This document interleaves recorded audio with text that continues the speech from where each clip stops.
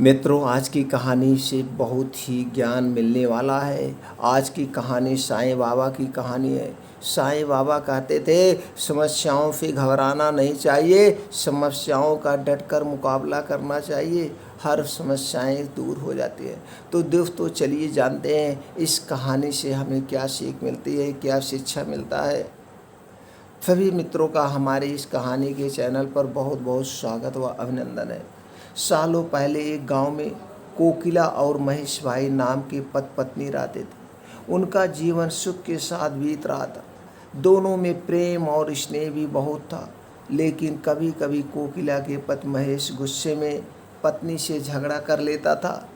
कुछ समय बाद जब उसका गुस्सा शांत होता तो उसे अपने किए पर शर्मिंदगी भी होती थी। कोकिला को पता था कि उसके पति को अपने व्यवसाय में फ़ायदा नहीं हो रहा है, नुकसान हो रहा है, जिसकी वजह से उनका स्वभाव चिड़चिड़ा हो गया है।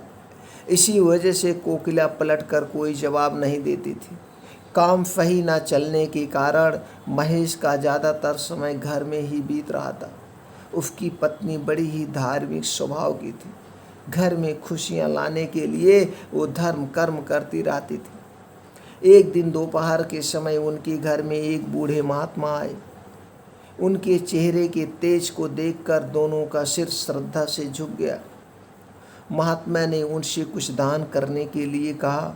कोकिला ने महात्मा को भिक्षा में दाल और चावल दिए और प्रणाम करके उनके सामने बैठ गई।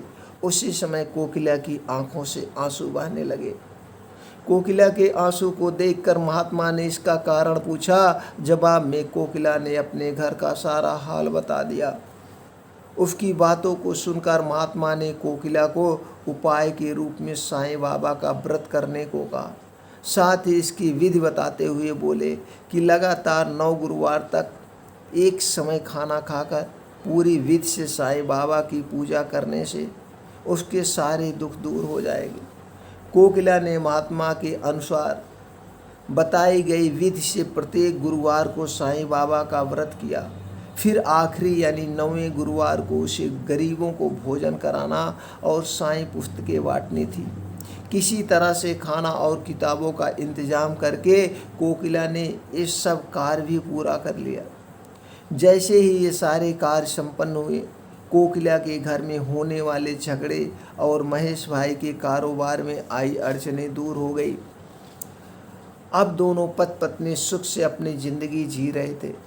एक दिन कोकिला की जेठानी और कोकिला आपस में घर परिवार से जुड़ी बातें करने लगे। उसी समय कोकिला की जेठानी ने उसे बताया कि उसके बच्चों का मन पढ़ाई में नहीं लगता है और वह स्कूल की हर परीक्षा में फेल हो जाता है। जेठानी की बातें सुनकर कोकिला का मन भर आया। उसने तुरंत साईं व्रत के बारे में अपनी जेठानी को बताया। पहले कोकिला ने अपने घर का किस्सा सुनाया कि वो कितने परेशान थे और साईं बाबा की कृपा से आज कितने सुखी हैं। उसके बाद कोकिला ने अपने जेठानी को पूरे 9 गुरुवार साईं व्रत करने को कहा और उसकी विधि भी बताई। कोकिला की जेठानी ने ठीक वैसा ही किया और कुछ ही समय में उसके जीवन का संकट भी दूर हो गया। उसके बच्चे का मन पढ़ाई में लगने लगा और उसके अच्छे अंक आने लगे। मित्रों, हमें इस कहानी से क्या सीख मिलती है? मुसीबत के समय में घबराने की जगह आराध्य पर सच्ची श्रद्धा रखते हुए परेशानी दूर करने की कोशिश में लग जाना चाहिए। मित्रों, फिर मिलते हैं ऐसी और ज्ञानवर्धक कहानी के साथ अगले वीडियो में।